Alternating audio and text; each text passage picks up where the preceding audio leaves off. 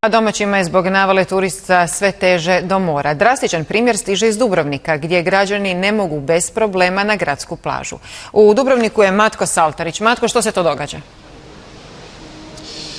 Pa ovdje na Banjama, na glavnoj gradskoj plaži, koncesionar je postavio zaštitare. Ti zaštitari turistima i građanima pregledavaju torbe pod izlikom da traže alkohol, no neki građani isto tako govore kako su im oduzimali čak i čips. Sad o čemu se radi? Nije ovo jedini takav primjer, ovo je najpoznatija dubrovačka plaža, ali mnogi građani kažu kako se slične stvari događaju i na mnogim drugim dubrovačkim plažama, dakle da im neko brani da jedu sendvič ili da unose piće i tako dalje. I ako su zbunjeni zbog zakona o koncesijama, trebali bi biti pravni stručnjaci, poznavati zakon o pomorskom dobru, o zaštitarskoj djelatnosti, znači ne znaju smije li ih neko pretresati dok su na javnoj površini i zato smo mi za njih potražili odgovor. Evo priče. Ovo je najpoznatija dubrovačka gradska plaža Banje. Prije uživanja na njoj, građane i turiste čeka pretres. Naša kamera na površini koja je upisana kao javno dobro u više navrata potajno je snimila zaštitare koji pregledavaju osobne stvari građana i turista. Oprostite, ne smijete srpku na plažu. Znam da je radver, ali stvarno ima masu ljudi koji uopće nisam kući s ikakvim pivom. To je čisto iz preventivnih razloga, pošto dosta stranaca zna unijeti staklene boce tipa vodke, pive i tako, a mi odgovaramo za svaku osobu koja se nalazi na našoj plaži i koja se ovdje kupa. Tako mi želimo spriječiti da dođe do ikakvih lomljenja, pijanstava i to je jedini razlog koji postoji zbog kojeg se pregledavaju torbe.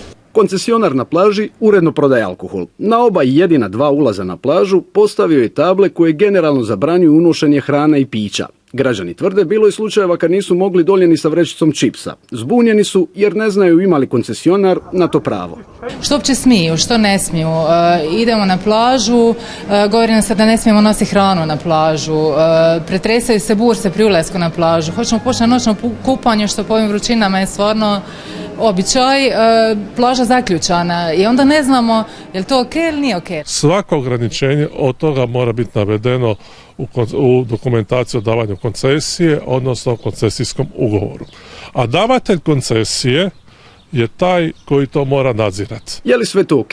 Pretres, zatvorena vrata, zabran unošenja hrane i pića, pitali smo zato u Dubrovačko-neretvanskoj županiji koje koncesije dodjeljuje. Takva razina zadiranja u privatne svrhe nije prihvatljiva, dakle koncesionar nema u nikakvom segmentu pravo ograničiti nekoga u nekakvim konzumnim stvarima koje bi na takav način unosio. Dakle, sam takav način ne mislim da je opravdan bilo kakvim ugovorom o koncesiji. Pogledao sam svih 10 koncesija koje su izdane na dubrovačkom području i u svima njima vrlo jasno stoji isti stavak koji kaže da koncesionar ne smije onemogućiti niti ometati bilo koje korištenje javnog pomorskog dobra.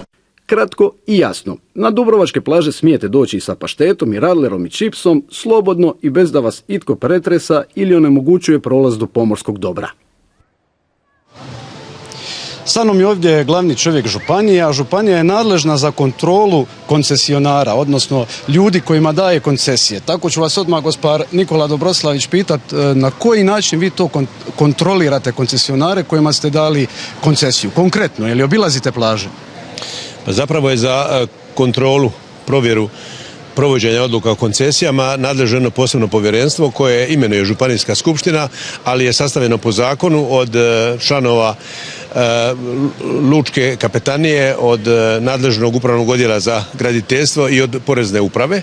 Oni naravno redovno kontroliraju i da kako na dojave naših sugrađana ili bilo koga drugog provjeravaju provođenje tih odluka. A što kažu na ovo? Kako ako nema recimo ugovoru da koncesionar ne može staviti, ne piše da može staviti zaštitare koji pretresaju ljude, kako se onda reagira? Pa ja mogu reći da je županija izdala više od 280 koncesija do sada, da je 26 od tih koncesija su koncesije za plaže i da nijedna koncesija nije takozvanog zatvorenog tipa, iako takva mogućnost u zakonu postoji.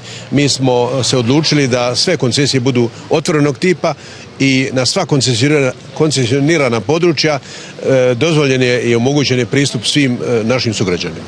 A recite mi jedno što se tiče transparentnosti, znači kako građani mogu dobiti uvid u ugovore koje je županija potpisala sa koncesionarima, tako da znaju raditi, da znaju uopće što smiju raditi na plaži.